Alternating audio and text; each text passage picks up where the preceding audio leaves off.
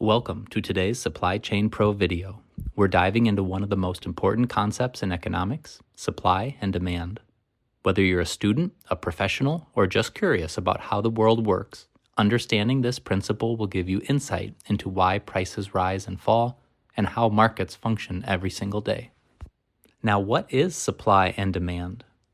At its core, supply and demand is about the relationship between how much of a product is available, that's the supply part, and how much people want it, that's the demand.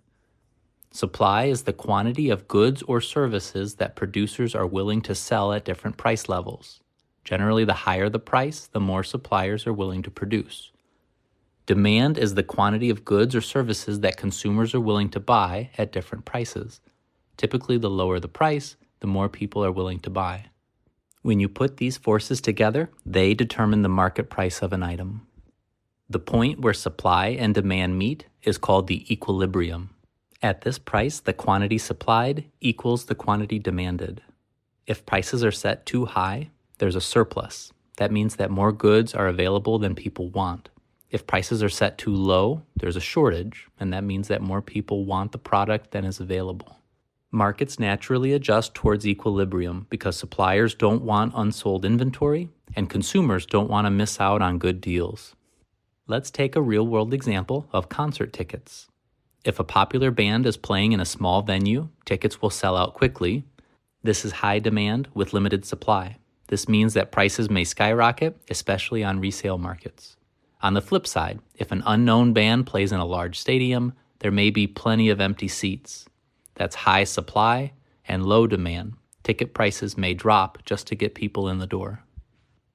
It's important to note that supply and demand curves can shift or move over time. A demand shift happens when something changes consumers' desire to buy. For example, a new health trend might increase demand for organic food that pushes prices up. A supply shift happens when production conditions change. If a drought hits crops, the supply of wheat may fall, causing prices to rise. These shifts show how external factors like technology, consumer preferences, or global events can change market prices. Supply and demand isn't just for economists. It can affect you in your everyday life. For example, when gas prices rise when oil supply is disrupted, or housing prices soar in cities where demand is high but supply is limited, and seasonal sales like holiday discounts where stores lower the prices in order to boost demand. Once you recognize the pattern, you'll see supply and demand at work everywhere. To wrap up, supply and demand is the invisible force that shapes our markets. It explains why prices change, why shortages and surpluses happen, and why businesses and consumers make the decisions that they do. So the next time that you notice a price increase at the pump, at the grocery store, or even at your favorite streaming service, ask yourself, is this supply? Is this demand? Or is it both causing this increase? Thanks for watching. Don't forget to like, subscribe, and share this video if you found it helpful. Let us know in the comments what other economic concepts you'd like us to explain. This is your Supply Chain Pro, out.